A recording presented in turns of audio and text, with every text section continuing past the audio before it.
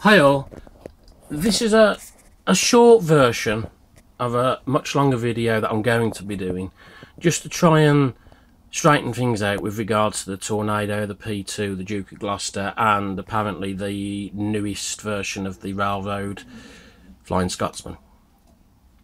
Now there's a lot of misinformation out there and I'm going to put this and the facts straight. I worked in the motor industry for 25 years, rewinding, refurbishing and remaking and designing new parts. Now, all these motors here, Duke of Gloucester, Pendolino, King, Tornado, P2. The physical motors themselves, size-wise, are all identical. There is no difference in the frame, no difference in the ends, nothing. They are all identical. Now, because of this, you can use any of these motors and fit them into the Tornado or the P2.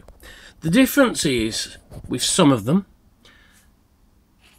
is that with the Pendolino, the two worm gears are different. So obviously you'd need to take them off and change them. The Duke of Gloucester is identical to the Tornado motor. The difference being they've put the flywheel on the other end and obviously the worm gear on the other end.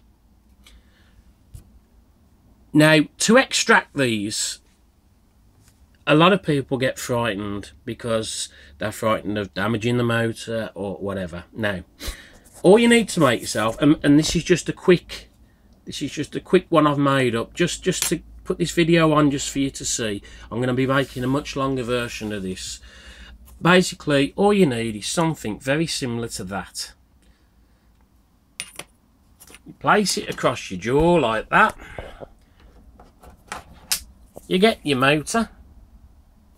And then you place the motor in there like so. You make sure the motor's free and just hanging on that bracket.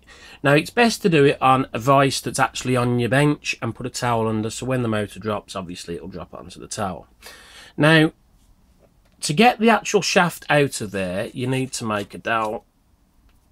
Now this is just out of a nail, and basically all you do, you place that on the top of there and you gently tap the shaft through.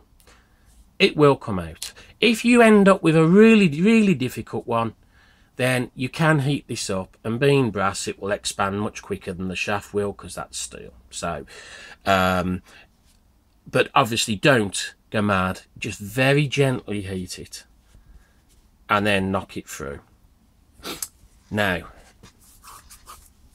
this is one I extracted earlier. It's a Duke of Gloucester.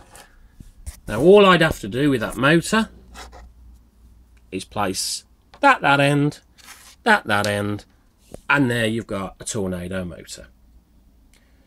Now, I personally am going to change all these because I wouldn't use them if I was paid to put them in because they're awful.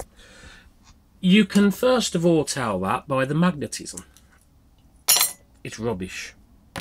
Look, it's absolutely awful. Now we get two 5-pole motors and you can see the difference.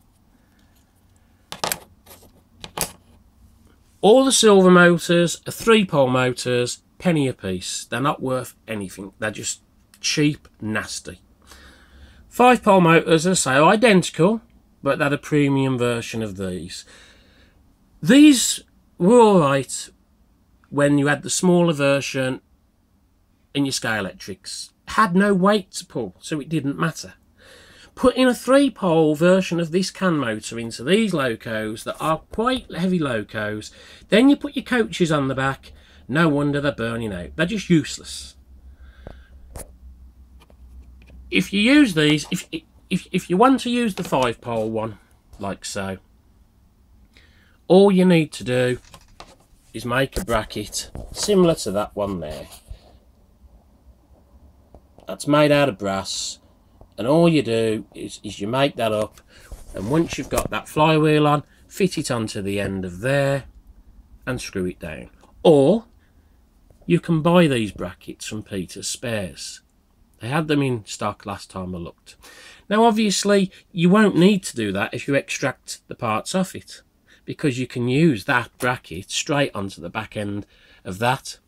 Or if you want to use the Pendolino, both end, take both of the worm gears off, put your new worm gear on. The only thing I would suggest is you just make sure that you get that gap there the same, which in fairness, if you look at all these motors, no matter what they are, that gap is pretty well the same, and the worm gears are the same.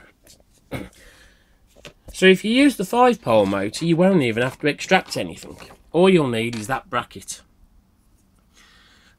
This will fit straight on. You don't need to use anything other than that bracket and that motor. You don't need no extra blue tack, black tack, even though Hornby do use black tack on some of their motors when they come out, and no bracket. As I say, this is just a short video just to give you a bit of information. I will be making a much more detailed video into the intricacies of how to do this and actually show you. At the moment, as you can see, my loft's in a total mess because I've just in the middle of redesigning my layout. So there's a lot of stuff. I don't know where it is at the moment. I need to sort it out. Just one more thing. This is an extractor here. Now, it's great, but it's no good for these motors. It's mainly for wheels, but you just will not physically get that motor to fit in there, which is why you make it out of a plate, like so. I mean, that was made out of a draw runner, and as I say, it's just a quick one, just to show you that, as you can see, it's a piece of cake to get the flywheel and the worm gear off. If you need any help, you can always contact me underneath in the comments. And as I say, I will be doing a much more in-depth video into this. But now you know that all these motors are the same. The physical diameter of this casing is identical no matter what motor you look at, as you can see. And even the plastic shafts on the ends are the same. The only difference is the black a 5-pole, the silver a 3-pole, and personally, if I was you, I'd be swapping all the 3-pole motors out for 5-pole, if you can afford to do so. For the simple reason, these, the minute you start putting 5-6 coaches on the back, forget it, that they will just burn out eventually. And personally, the railway community really should be chucking all these back at Hornby and demanding they put proper motors in, considering how much they charge for these locomotives now. You know, it really is terrible. Someone mentioned about precision. These are precision, yes. These are just rubbish. I'd hate to say it, but they're rubbish. They are cheaply made. There's no magnetism in them, barely. Look, as you can see, these are 2 brand new motors, and there's nothing. Whereas the 5-pole, as you can see, I'm even struggling to part the 2. And that is very important on a locomotive, the strength of that magnetism. But as I say, if you've got any questions, give me a shout. Anything you want me to put into the video that I'm going to be doing, put it down at the bottom, and I'll try and include everything that you want me to include. As you know, and I'll put it in. Hopefully this helps you out. As I say, it isn't as in-depth as I want it to be, but it was just to try and put the record straight with regards to the motors and the fact that most of them are the same. It's just how they've been configured. Alright, take care everyone. See you soon. Bye.